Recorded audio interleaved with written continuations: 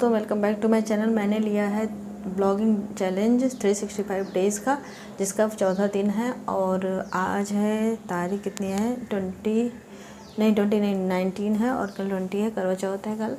उसके लिए मैं पार्लर गई थी, अभी थोड़ा सा थ्रेडिंग वगैरह करानी थी, सो मैं करा के आ गई हूँ। तो उसकी भी थोड़ी बहुत क्लिप्स रिकॉर्ड की है मैंने, बस ब्लॉग मैंने स्टार्ट नहीं किया था तो मैंने कहा अभी स्टार्ट कर लेती हूँ।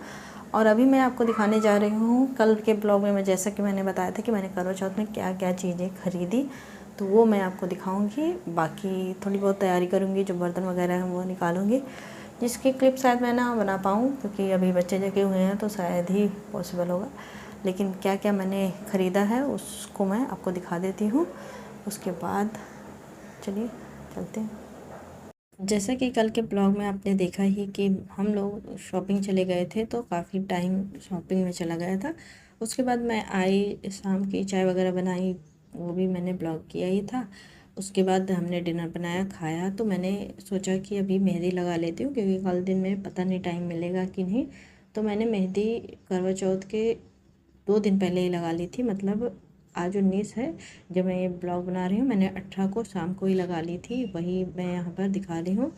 मैं किचन में ही बैठकर मेहंदी लगा रही थी क्योंकि वहाँ पर मुझे ज़्यादा अच्छी लाइट आ रही थी और बच्चे भी किचन में थोड़ा कम आते हैं, इसलिए थोड़ा डिस्टर्बेंस कम हो रहा था। तो मैंने सोचा थोड़ा शूट भी कर लूँगी और अच्छे से मेहंदी भी लगा लूँगी, नहीं तो मेहंदी लगाने नहीं दे रहे थे मेरी छोटी वाली बेटी खास करके। उसके बाद मैं यहाँ पर खुद ही मेहंदी लगा रही हूँ।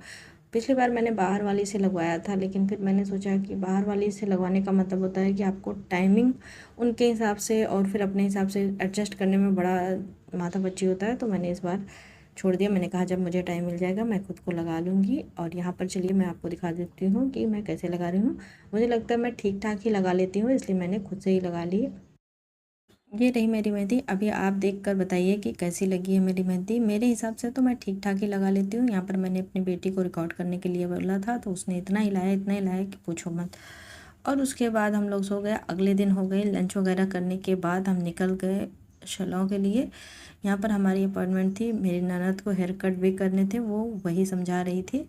मैंने थोड़ा बहुत रिकॉर्ड किया, मैंने वहाँ पर वॉइस ओवर नहीं कर पाती हूँ क्योंकि मुझे थोड़ी अभी नया नया स्टार्ट किया ना, तो बहुत हिचक रहती है, तो मैं वीडियो बना लेती हूँ, वॉइस ओवर बाद में कर लेती हूँ। यहाँ पर मेरे हेयर वॉश हो गए हैं और थ्रेडिंग हो चुकी है। मैं यहाँ पर थ्रेडिंग कराने आई थी मेनली, फिर मैंने कहा चलो हेयर वॉश भी करा लेते हैं। और उसके बाद मैंने थोड़े बाल को कर्ल भी कराए। मैंने बेसिकली बाल को कर्ल ही नहीं कराया, हल्के से बाल को कटिंग भी कराई, बस हल्की सी, मतलब लेंथ नहीं गई, बस सेट कराया उसको। तो यहाँ पर मैं बस बाल धुलकर, वो जो लेडी थी जो कट कर रही थी वो चली गई थी, तो मैंने कहा चलो मैं रिकॉर्ड कर लेती हूँ। साथ में रिकॉर्ड करना मुझे थोड़ा अजीब लगता है, इसलिए मैं जब जो वो कहीं जा रही थी कुछ लाने के लिए, मैं रिकॉर्ड करने लगती थी।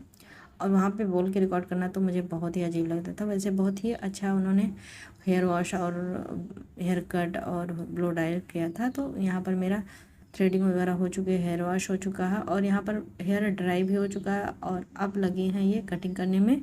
और यहाँ पर मेरी ननद का भी कटिंग हो रहा है, वो मस्त मोबाइल में फ़ोन चलाकर देख रही थी, तो मैं उनको ही छेड़ रही थी। और यहाँ पर हेयर कटिंग हो चुकी है, आप देख सकते हैं मेरे बाल कट कर दिए उन्होंने, काफ़ी अच्छा लग रहा था मुझे। और वैसे तो मैं इतना पार्लर वगैरह जाती नहीं हूँ, इसलिए मैंने उनके ऊपर ही छोड़ दिया था, जो हेयर स्टाइल मुझ पर अच्छी लगी आप कर दो। तो उन्होंने थोड़ी सी हेयर कटिंग की और ये कर्ल कर दिया, मुझे भी काफ़ी अच्छा लगा, इसलिए हमने ढेर सारी वीडियोज़ वगैरह बनाई, फ़ोटोज़ खींची। इतना अच्छा लुक आने के बाद फ़ोटोज़ और वीडियोज़ तो बनते हैं। उसके बाद हमने उबर ऑटो बुक किया और चले आए घर को। घर में आने के बाद लंच वगैरह किया। उसके बाद मैंने अपनी थाली तैयार की, पूजा की। चलिए पूजा की थाली लगाते लगाते मैं आपको ये भी दिखा दूं कि मैंने कल पूजा के लिए क्या क्या शॉपिंग की, जो मैंने ना दिखाना रह गया था। और मैं पूजा की थाली तैयार करके अभी पूजा के मंदिर में रख दूंगी, तो कल मैं इस्तेमाल करूंगी। चलिए मैं दिखाती हूँ। सबसे पहले मैंने एक करवा चौथ की किताब ली है, जो कि मेरे पास थी लेकिन अभी ख़राब हो गई थी। और इसके बाद मैंने ली है ये 3 बिंदी। मुझे ये सासू माँ की है, वो सिंपल ही लगाती हैं, और ये 2 मैंने अपने लिए ली है। उसके बाद ये कंघी चढ़ाने के लिए, और ये कुछ हेयर क्लिप्स जो कि मेरे पास ख़त्म हो गई थी, तो इसलिए मैंने ले ली। 2 मेहंदी ये भी चढ़ाने के लिए। मैंने 5 लाई थी, जिसमें से 3 हमने यूज़ कर ली लगाने के लिए।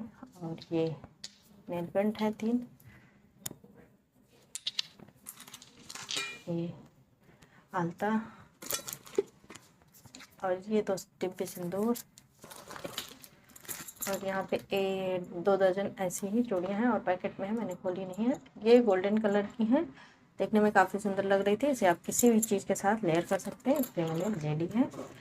और यहाँ पे एक खोइली है जिसे लावा कहते हैं हमारे यहाँ, ये भी हमारे यहाँ चढ़ता है इसलिए। उसके बाद मैंने थोड़े से दिए लिए हैं, 15 दिए ऐसे मिट्टी वाले लिए मैंने। जो भी मैं जलाती हूँ वो मिट्टी का ही इस्तेमाल करती हूँ आग के लिए। और ये थोड़े से बतासे ये भी चढ़ते हैं। और ये रही सारी।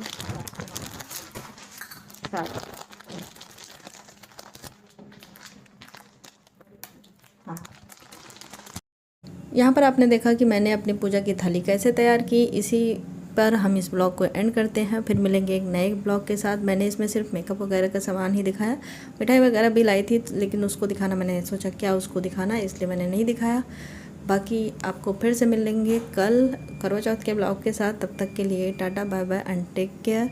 अगर आपको ब्लॉग पसंद आ रहा हो तो चैनल को सब्सक्राइब ज़रूर कर दीजिए। Thank you.